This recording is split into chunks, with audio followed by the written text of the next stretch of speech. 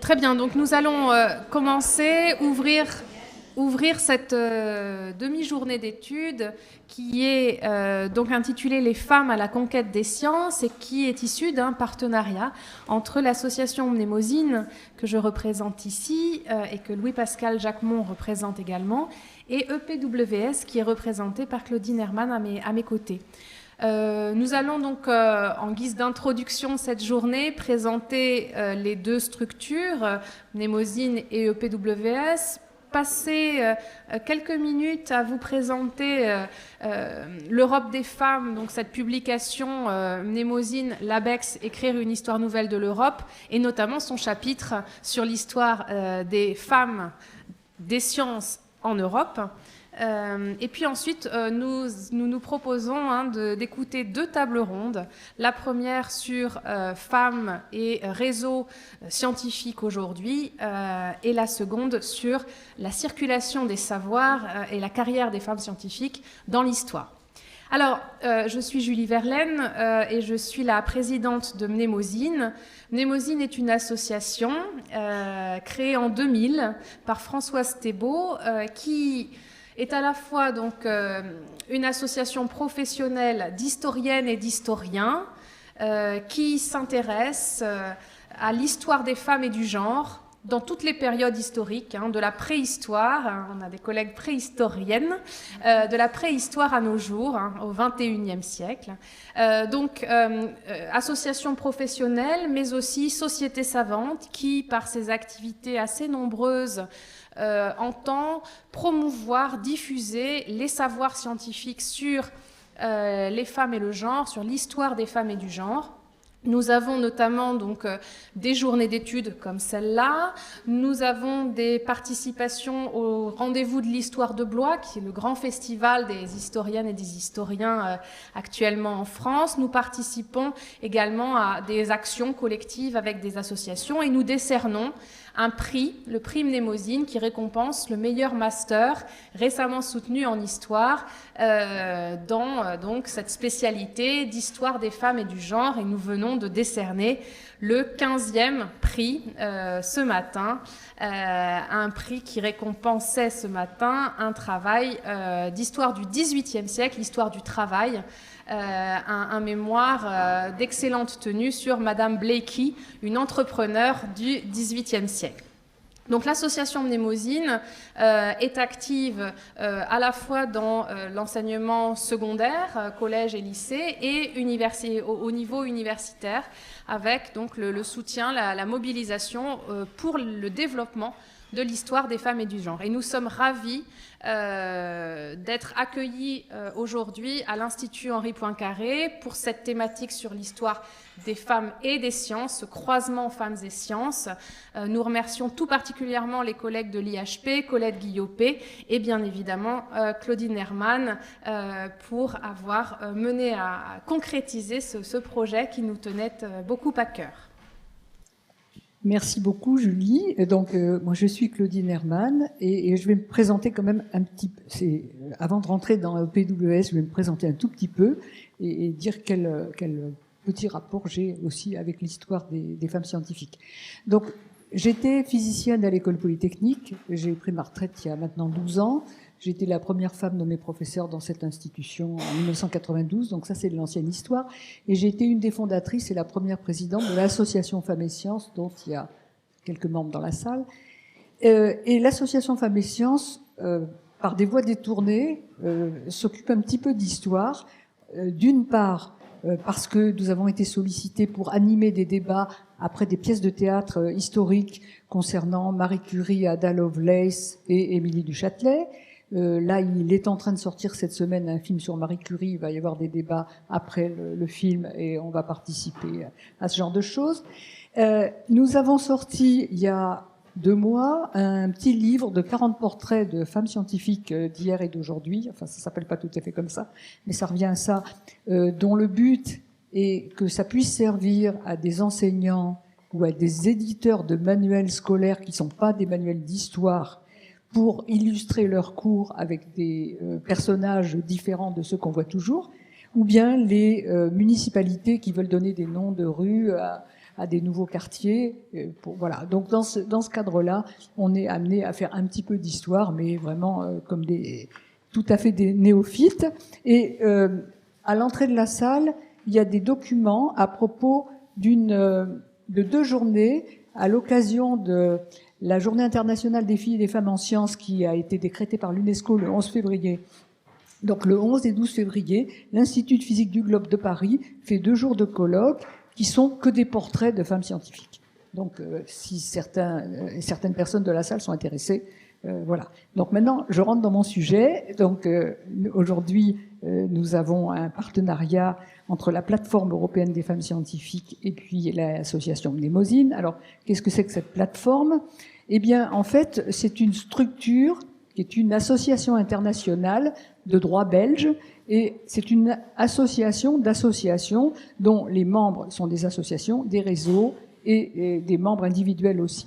Alors, parmi les associations françaises qui font partie de la plateforme européenne des femmes scientifiques, il y a Mnémosyne, qui nous invite aujourd'hui, il y a Elsepied, qui est représenté par Yvonne Pourra, qui sera dans la table ronde tout à l'heure, il y a Femmes et Mathématiques, il y a Femmes Ingénieurs, il y a Femmes et Sciences. En fait, nous sommes 7 associations françaises qui sont assez dynamiques là-dessus, mais bien sûr, il y a des associations allemandes, des associations anglaises, etc., de l'Europe et même au-delà, puisqu'on a l'Arménie.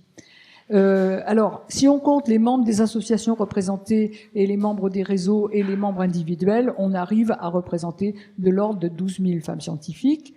Et alors, comment avons-nous commencé? Parce que vous, c'est 2000 comme Femmes et Sciences. Et en fait, à la Commission européenne, à partir de 1998-99, on s'est beaucoup intéressé à la Direction générale recherche, à la situation des femmes en sciences. Et ça venait évidemment du haut. Et puis, au bout d'un certain temps, les personnes de la commission se sont dit que d'avoir le point de vue de la base, ça pouvait être utile aussi. Donc, ils ont réuni des réseaux de femmes scientifiques, et ensuite, il y a eu un appel à projet pour créer une plateforme. Ça serait un peu pour les femmes scientifiques l'équivalent du lobby européen des femmes, c'est-à-dire une sorte de fédération. Jusqu'entre 2005 et 2009, il y a eu des financements très importants de l'Europe pour créer cette machine. Et puis, les financements européens n'ont pas vocation à être éternels, et on nous a dit, débrouillez-vous toutes seules. Or, il existe un problème, c'est que au niveau de l'Europe, si vous avez une entreprise qui finance une association, une entreprise française qui finance en France, ça aboutit à des déductions d'impôts. Mais si vous avez une entreprise française qui finance une association belge comme EPWS, ça aboutit à rien du tout. Donc c'est pas du tout incitatif. Résultat, on a eu beaucoup de mal. Et depuis 2009, on est une petite association comme les autres qui fait de son mieux avec ses bras musclés. Voilà. Alors les buts, en fait, tournent autour de 3 choses. C'est formulé d'une manière un petit peu compliquée, mais le premier point, c'est de dire rapporter les besoins, les intérêts et les soucis des femmes scientifiques au niveau de l'Europe, pour qu'il y ait une traduction dans les programmes, etc. Ensuite, il y a un autre point qui, pour les gens en sciences dures, est pas si évident, mais qui est très important, c'est inclure la question du genre dans le contenu de la science, et puis aussi dans les politiques scientifiques. Alors, autant c'est absolument évident qu'en médecine, si on ne tient pas compte des réactions différentes des hommes et des femmes vis-à-vis des médicaments et des doses, etc., c'est du mauvais travail, autant il faut un peu plus se casser la tête pour faire ça en physique fondamentale, par exemple. Mais de toute façon, l'histoire de la science est utile aussi. Alors, je crois que je vais arrêter là, et que tout à l'heure, dans la table ronde, j'approfondirai ces points. Merci. Je passe la parole simplement à Louis-Pascal Jacquemont qui va vous présenter quelque chose dont nous sommes très fiers à Mnémosyne, c'est-à-dire un ouvrage intitulé L'Europe des femmes, qui présente donc un recueil de textes en version originale et en traduction française, documentant donc l'histoire des femmes en Europe du XVIIIe siècle à nos jours, avec différentes thématiques. Et il va vous parler plus précisément du chapitre sur les sciences. Merci Julie, bonjour tout le monde. C'est la dernière partie de l'ouvrage, c'est le hasard, hein, mais c'est C'est probablement pour terminer sur un bon sentiment et une belle idée. Donc effectivement, ça s'intitule « Femmes à la conquête des sciences, femmes et sciences ».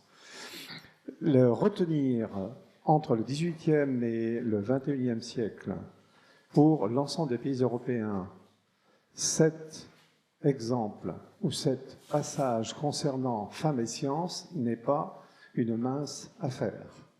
Surtout pour que ça ne soit pas redondant. Donc, les choix ont été un petit peu compliqués, mais on est arrivé à trouver et à montrer surtout 3 éléments. On a essayé de montrer comment, au travers de l'Europe, toutes ces femmes scientifiques, du XVIIIe à nos jours, traversent quasiment les mêmes difficultés, c'est-à-dire se heurtent à des domaines qui sont des domaines masculins, sur lesquels le pouvoir est exercé par effectivement les savants et les hommes et qui n'ont pas du tout l'intention de le lâcher. Et non seulement ils n'ont pas l'intention de le lâcher, mais chaque fois qu'une femme arrive quelque part, elle est présentée comme un modèle exclusif, exceptionnel, ce qui renforce l'idée même que les femmes peuvent quelquefois prétendre à l'exceptionnalité, mais pas à la normalité de leur situation. Donc c'est un premier élément qui est frappant. Le deuxième, c'est d'arriver à marier tous les domaines scientifiques que l'on pouvait trouver. Donc là aussi, c'était une des difficultés. Et le troisième élément important, c'est de ne pas en passer par ce que j'appelle les incontournables, les icônes classiques comme Marie Curie. Donc, en quelques mots, les différentes personnalités que nous avons trouvées sont souvent des personnalités méconnues, ou en tout cas moins connues. Ou alors, lorsque ce sont des personnalités connues, c'est par une autre focale que nous avons fait l'inventaire de leur situation ou de leur rapport, à la fois dans la société, le rapport avec leur monde scientifique, le monde des hommes ou les publications et les productions. Donc nous commençons en Italie au XVIIe avec Maria Gaetana Agnesi, qui a d'ailleurs donné naissance à un théorème pour les mathématiciens, qui est une aristocrate, mais qui doit à son milieu aristocratique de pouvoir évoluer et également parce qu'elle a une famille, et notamment un père qui est assez soucieux d'éducation des filles, ce qui est totalement inédit. Et elle finit par, effectivement, aller jusqu'à l'enseignement, mais c'est une situation exceptionnelle. On lui fait bien sentir, d'ailleurs, que c'est une situation exceptionnelle et que, finalement, elle n'est peut-être pas aussi femme que cela dans l'esprit. Elle est, forcément, la mathématique ne peut être que virile. Le deuxième personnage, c'est, là aussi, elle nous montre cet aspect, c'est une Française, début du 19e, c'est Monsieur Leblanc. Non, Monsieur Leblanc, c'est un nom d'emprunt pour pouvoir publier, pour pouvoir être entendu. C'est Sophie Germain, mathématicienne, qui doit travestir son nom pour ensuite pouvoir progresser et avoir effectivement, ou agir et faire connaître sa contribution aux mathématiques. La troisième, nous avons intitulé, on s'est un petit peu amusé, c'est une Anglaise au Royaume-Uni, c'est une ingénieure électricienne, et notre titre c'est ingénieure électricienne, ce n'est pas courant. En effet, Hertha Ayrton est une scientifique, on l'appelle d'ailleurs communément la Marie Curie anglaise. C'est une femme qui, là aussi, comme Marie Curie, se heurte à ce monde d'hommes. Par exemple, elle ne peut pas entrer dans l'Académie royale, Royal Society, tout simplement parce qu'elle est l'épouse d'un scientifique. Et on découvre tout d'un coup que le règlement ne prévoit pas que l'épouse d'un scientifique puisse en faire partie. En même temps, elle découvre un certain nombre de choses. Je donne parmi quelques exemples de ce qu'elle découvre, mais elle fabrique d'une certaine manière une sorte d'éventail qui a permis pendant la Première Guerre mondiale de chasser les gaz asphyxiants dans les tranchées. Eh bien, l'état-major anglais refuse son invention. Et ceux qui vont l'appliquer, ce sont les Allemands. Intéressant. Troisième exemple que nous avons, c'est une médecin malgré eux. C'est Franziska Tiburtius, une Allemande, qui va effectivement arriver à imposer sa présence et sa qualité, ses qualifications dans un monde, dans un milieu qui à chaque fois l'expulse, la retarde ou déqualifie ce qu'elle fait. Donc on voit bien les mécanismes de ces sociétés à l'œuvre par rapport à cela. L'autre exemple que nous avons pris après, du début du XXe siècle, 1933, c'est le congrès Solvay. Alors le congrès Solvay de 1933, 43 présents, 3 femmes. Les 3 femmes sont Marie Curie et sa fille Irène Joliot-Curie et Lise Meitner, la grande oubliée des Nobel d'ailleurs, puisque son principal collaborateur à la découverte du nucléaire, c'est Otto Hahn, qui obtiendra le prix Nobel en 1945, alors qu'elle restera dans l'ombre, oubliée. Mais ce qui nous a intéressé par rapport à cela, ce n'est pas de faire le cursus de chacun des prix Nobel. Sur cette photographie, sur les 43, il y en a 18 qui ont eu un prix Nobel. Soit certains l'avaient déjà, d'autres l'ont eu ultérieurement. Eh bien, ce qui nous a intéressé, c'est comment l'image elle-même parle et montre à la fois cette exceptionnalité des savantes mise au milieu de ce monde. Et comment on utilise le prétexte que non seulement elles sont exceptionnelles, mais elles sont reconnues, comme Marie Curie, double prix Nobel, pour dire qu'il faut vraiment être exceptionnel. Donc peut-être pas tout à fait un esprit de femme pour pouvoir faire partie de ce monde-là. C'est dans cette optique-là que nous avons travaillé. Ensuite, nous avons pris un autre exemple intéressant, c'est Valentina Tereshkova, première femme dans l'espace, lancée par les soviétiques. Eh bien, là aussi, on voit comment on a une utilisation de la femme par un régime politique et par un domaine scientifique pour, à la fois, mener la concurrence et la course à l'espace face aux États-Unis pour se placer en quelque sorte, et comment elle est utilisée d'une certaine manière, où son image est utilisée pour vénérer, pour promouvoir le régime soviétique, le régime socialiste soviétique. Et nous avons terminé avec une personnalité qui est irlandaise mais qui travaille en Espagne, Mary Nash. L'intérêt de cette personne, c'est que c'est une historienne. Et c'est une historienne qui arrive à la fin de la période, enfin pas tout à fait à la fin du franquisme, dans les années 60, et qui va déconstruire l'histoire officielle mise en place par le franquisme sur la place des femmes dans la guerre civile.